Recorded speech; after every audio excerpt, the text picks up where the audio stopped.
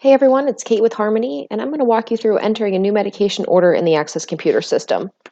So before we get started, let's just briefly review the 5 rights needed for every medication order, and those are the right patient, the right medication, right dose, route, and the right time. So we have a sample prescription here for Mickey Mouse to give metoprolol 25 milligrams twice a day via the G-tube, written by Dr. Joe Schmo. So obviously the right patient is Mickey Mouse. Just make sure that if you have access to multiple clients in Axxess that you're putting the order in under the correct patient. Medication is metoprolol. The right dose is 25 milligrams in 5 ml, so always be aware of dosage calculation there. That route is G-tube, and the right time is twice a day. So two-step process in Axxess. First, we're going to add that medication to the medication profile, and then we're going to create a supporting MD order. So starting with step 1, we're going to add the new medication onto the profile in Axxess. So on your client's profile, under Quick Report, select Medication Profiles. Then we're going to click Add Medication. You'll have the option to click Longstanding, which if you do, it takes away the start date. So you're not going to want to click Longstanding. Make sure you always put in the ordered start date. And that's going to be the date that you received the order, the date that the order was actually ordered to start, whether it be a couple days before you actually put the order in, or if it's ordered to start a couple days from now. So we're just going to go ahead and put in 122. If we have an ordered DC date, like an antibiotic that's ordered for 10 days, or we have a specific stop date, we can enter that now. But if we don't have an ordered stop date, we're just going to skip right on past, and we're going to go directly to medication and dosage.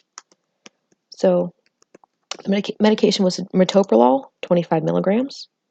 Now you can either specify the concentration here,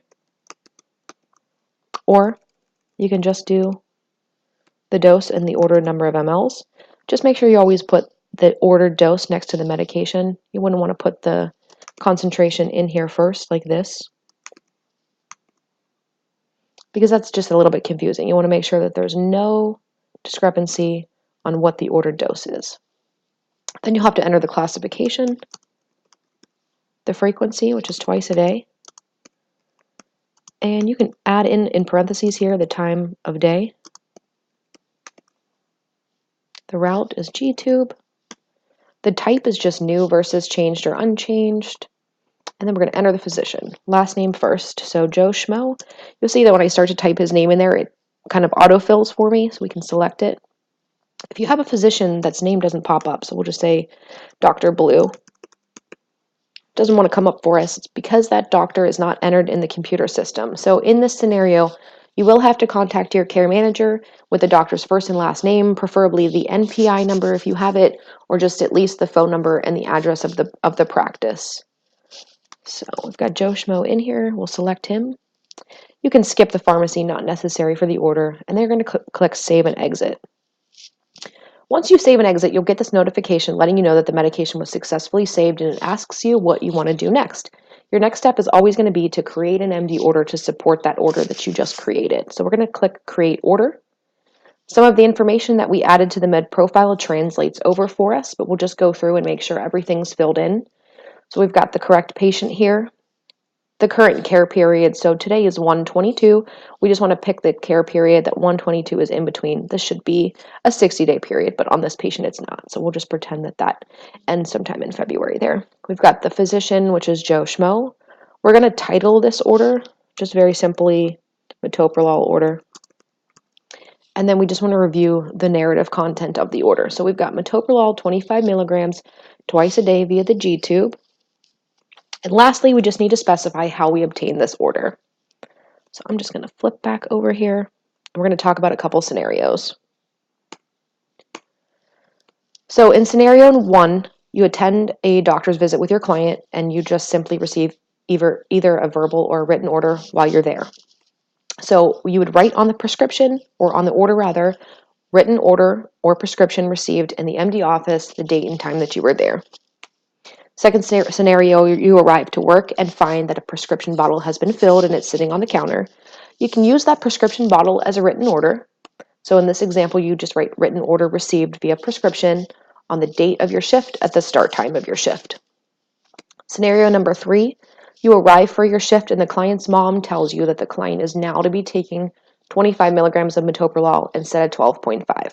This is very important. You cannot take a verbal order from a parent. You must take an order from the doctor or the doctor's office. So please call and verify that order.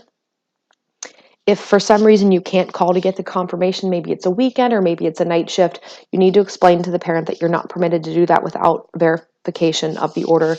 But the mom is perfectly, it's perfectly acceptable for mom to administer the medication until you can get that order verified. So if things work out and you can contact the doctor's office, you're just going to simply state that you received a verbal order from the office on the telephone on the date and the time of the call. So coming back to our order here, we're going to use the scenario where there's a prescription bottle at the start of our shift. So we'll write written order received 1:22 at the start of our shift was 7 a.m. We're going to click that the order was read back and verified just because there's not an option for a written order verified. Your clinician signature is going to be your password for Axxess. And then just put in today's date. And hit create order. It's going to save your order, then back on the client's profile. If we go under EMAR, that new medication is now available to chart on. And if we're the next shift nurse coming in, when we go to orders and care plans, we can now see that there's a new order and we can review it. And that's it.